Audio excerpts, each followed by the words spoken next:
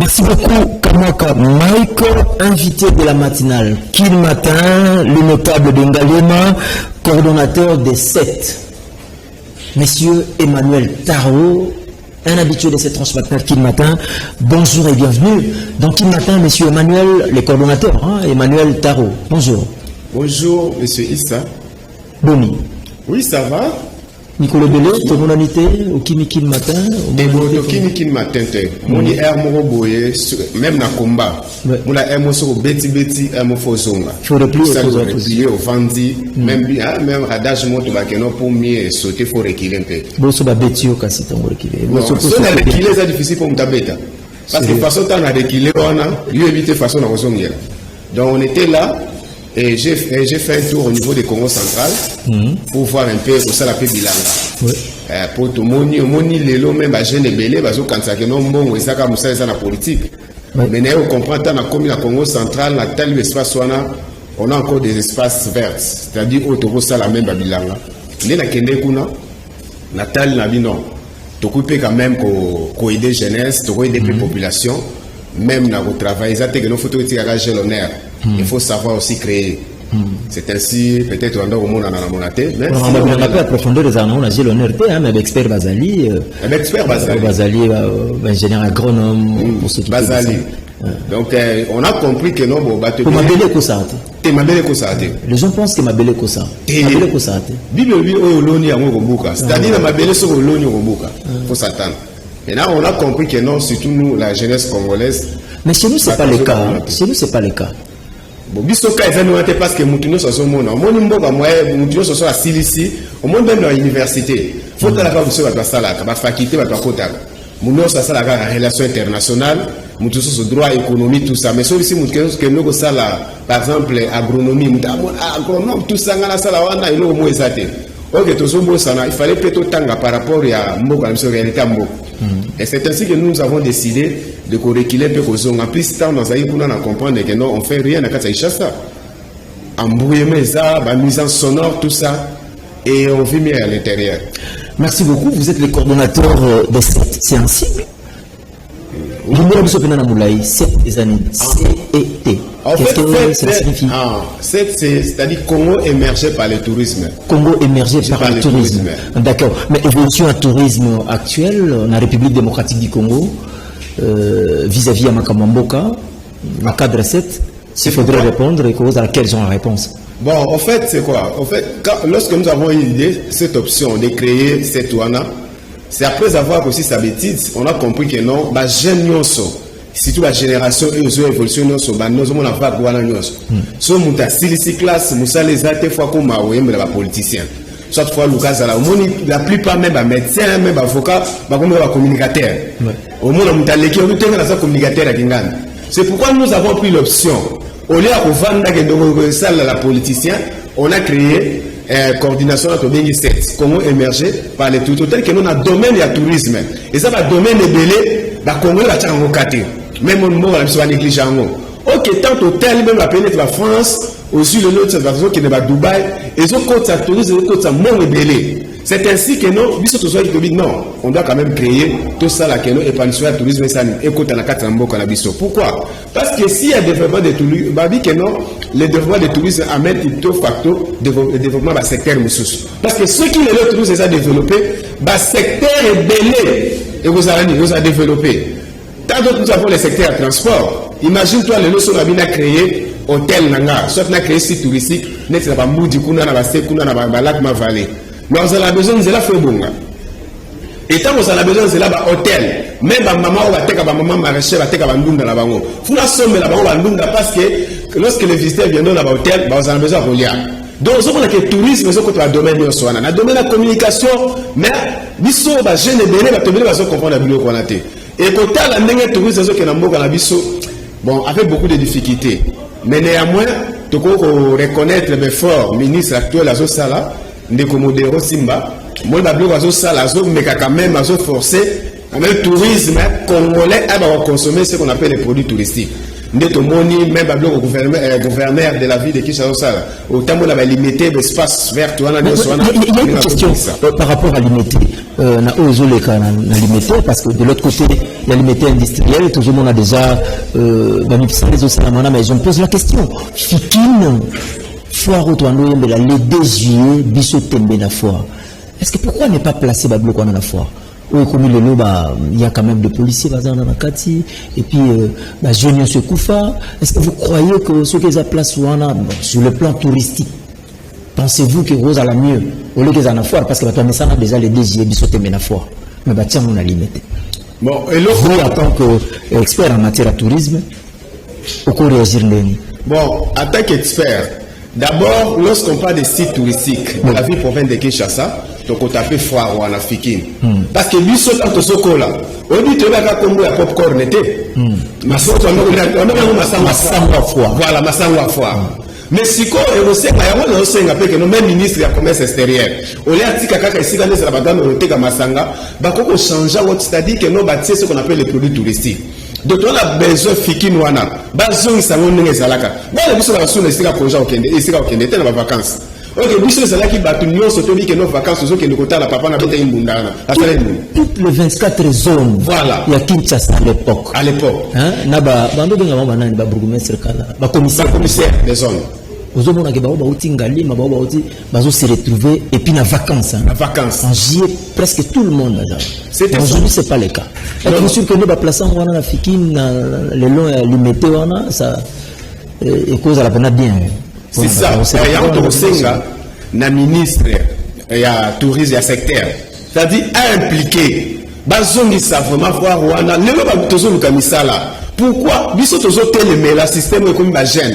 On dit que to vandi tant que zotanga na kutaki na garçon mo wazaki ivoirien. Abanote ka ba to benga ka batige wana na université wana. Et mkosuta na vana zo solana na bi mais bino osala ndeni li oteka tela bitala mo batige nga la teka. Na biso na kati na niveau à Côte d'Ivoire na Abidjan na Yamoussoukro ba jeune tu connais on a la police za tester jeune na jeune comme on na village na ye musuza otala yoza na nini yoza na libota no za ndenge nini biso pa la biso ba politicien ba politicien ba ya ko biso ezate que no biso to kendeka wana ba vandi 10 au moka ni omona na 10 heures manifestation ba tsa vendredi ba tout plein yango moni tozo senga na gouvernement au gouvernement benga warrior ba mekana ko tala pe domaine wana tourisme foire wana bazongi sango fikine ezonga normal ndenge ezalaki parce que on peut s'appeler la misala so bazongi ces activités za wana ba tozala besoin ba tongi même hôtel mususu les hôtels touristiques maintenant que notre ba ba kondo banda ko ya ba ke nous visiter ba vanda les sika wana ça va créer de l'emploi et vous savez que nous mutu nyo soka ka ne fois adhérer na parti politique fois que nous kumisa mutu ingani fois ça la nyo so wana tala neti le logo ba mo pe ki sa ba misel so beta na poto mais ce qu'il faut avoir les alaki quelque part tous autres condamnés la bloc va combattre na ba osala nini pour la culture na biso mais ce que toni na même boto zo kaka ministère de la culture à travers collaboration avec ministère du tourisme ba cha salle pour amener na carte de sigana ba pour na osala même ba concert et ça a besoin que même ce pour que la poto le tourisme mboka na biso et redévelopper autant plus que biso sont là na ba qui depuis longtemps que non on attend vraiment tout ce qui est ba minerai on me met bisoni et ça là on va chinois va travailler oh tout ça n'engage pas au code minier tout ça on va chinois va américain mais ils ont la bisoni mais le tourisme ça veut dire ça la carte mboka Roi Léopold 80 ans il a exploité mboka au Congo après 80 ans à tiki on a maboko ya Belgique peut avoir 1960 après son indépendance. La République démocratique du Congo est un pays potentiellement riche. Yahweh, ndenge papa wemba yemba, bénisse à Congo. Pour le peuple congolais à respirer, à vivre. Mais notre cause est juste Tokolonga. Dixit Pepe Kale. Baiser des gidons, vous pensez à Bissot, et feront la Bissot, mais soutien à la génération future. Du fait que cause est juste Tokolonga Kaka. Emmanuel Tarot, vous êtes aussi notable et engalément. Tout comme dans la saison de pluie, hein. Effectivement. Nous avons la fois passé sur l'érosion. Prévention nini, disposition prise nini, parce que vous les obétez. Galé ma érosion. Vous en tant que notable, un mot par rapport à ça, donc tout bêta des ambela parce que vous les bandez. Bon, Ndego Issa, merci pour la moutuna wana. Tu vois qu'il y a des fois, chaque fois que tu passes là, au moins il y a tout de même à tout ça, il y a mise à mobile, c'est-à-dire district de Salukunga. eza encerclé na ba érosion et belé à Saganate. Ils ont vraiment encerclé la nini na ba érosion. Yango to sengaki to lansaki bambela to sengila bakonzi même na gouvernement o leka ki ya papa ilu kamba eloko moko te. Si konde nazo biso au moins la combien retard kwani ba banda kwa bateke lisusu.